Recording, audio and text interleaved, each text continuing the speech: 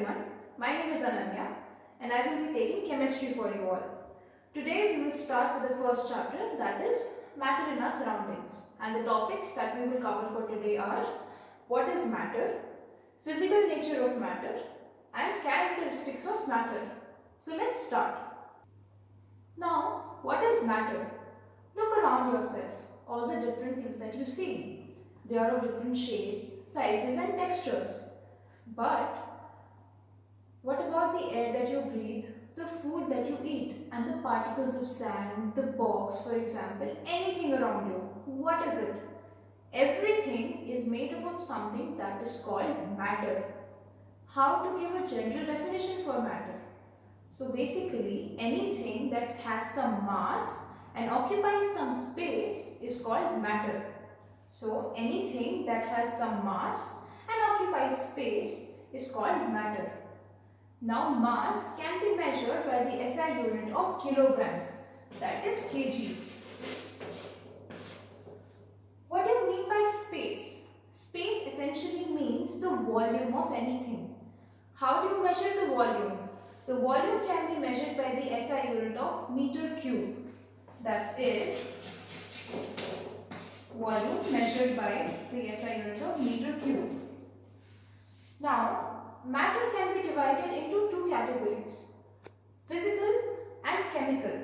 Physical and chemical are the properties that are exhibited by matter. Now, in the next part, we will learn about the physical properties of matter. Now, let's discuss about the physical nature of matter. One question, is matter continuous or is it particulate? To simplify the question, think about, is matter like a block of wood or is it like the particles of sand? Can you think about it? We will try to find out, is matter continuous or particulate by performing the following activity. Now let us perform our activity. We need a glass of water. What we'll do is, we will mark the level of water.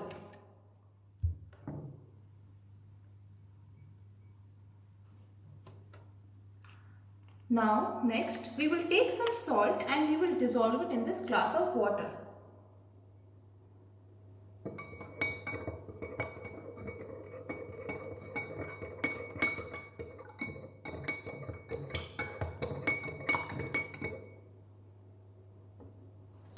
Once the salt is fully dissolved, what do you see?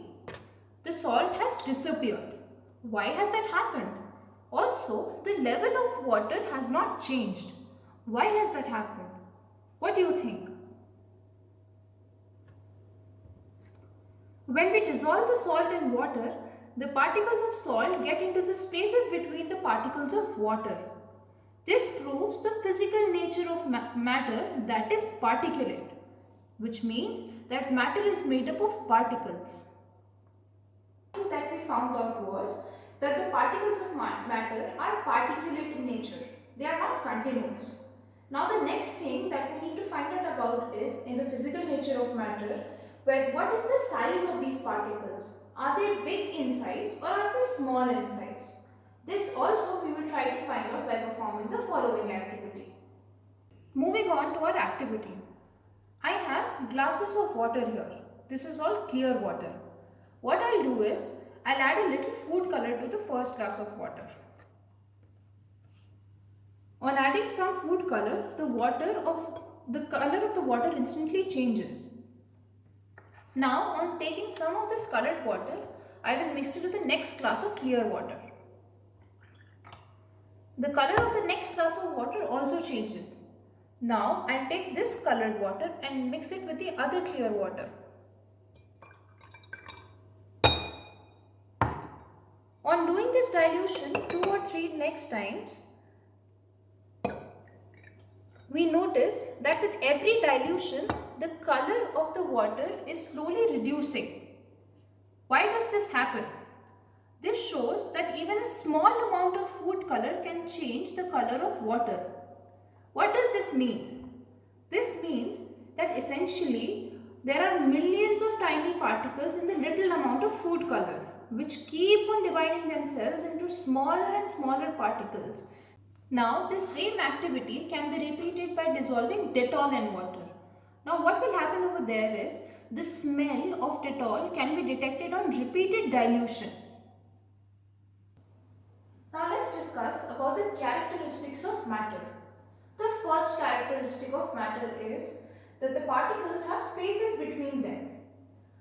In the first activity, when we had dissolved salt in water, and in the second activity where we had dissolved food color in water, we observed one thing. As soon as we mixed salt in water and food color in water, they completely dissolved in water. You could not see them with the naked eye.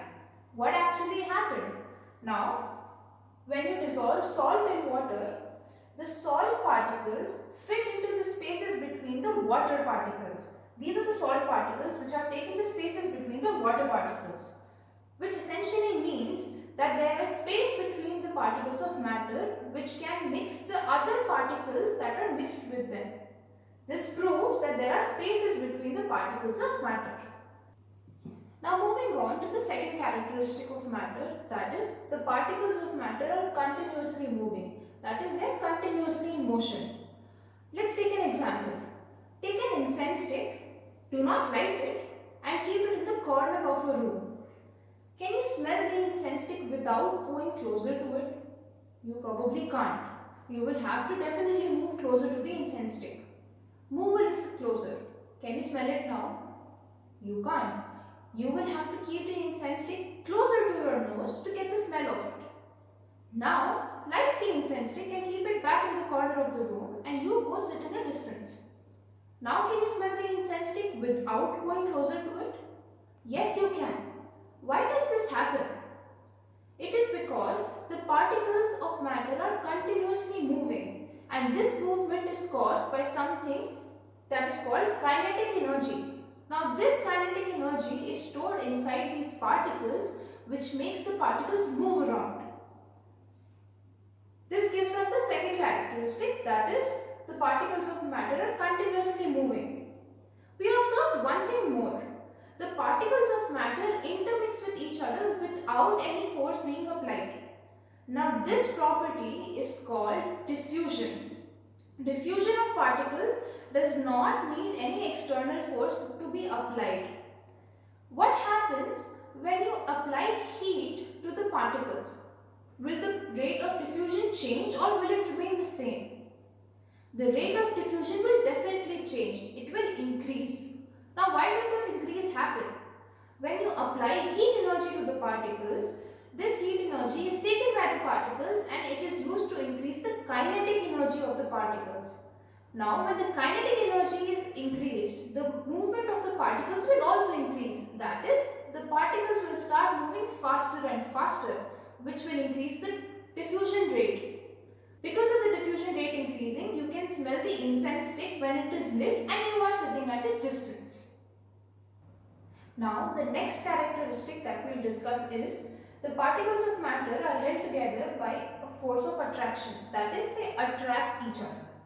Let's try this with an example. You take a rubber band and you try stretching it. What happens? You take a piece of chalk and you try to break it. What happens? Which one do you think of the two substances has a higher force of attraction between them? Which one were you able to break? Obviously, the piece of chalk has a lesser force of attraction because you could easily break it. Whereas a rubber band, you could just stretch it, you could not break it. Now, try one thing more. Open a water tap and try to break the stream of water by just putting your fingers between it. Were you able to break the stream? This proves one thing, that the particles of matter are held together by a force of attraction. However, one thing stands. This force of attraction varies from different types of matter. For some substances, this can be a greater force wherein you will not be able to break them. Whereas for some substances, it will be a little weaker and you will be able to break them. So this shows that different types of matter have a different force of attraction. Okay kids, so we will stop here for today. The further topics we will cover in the next video. Till then, see you.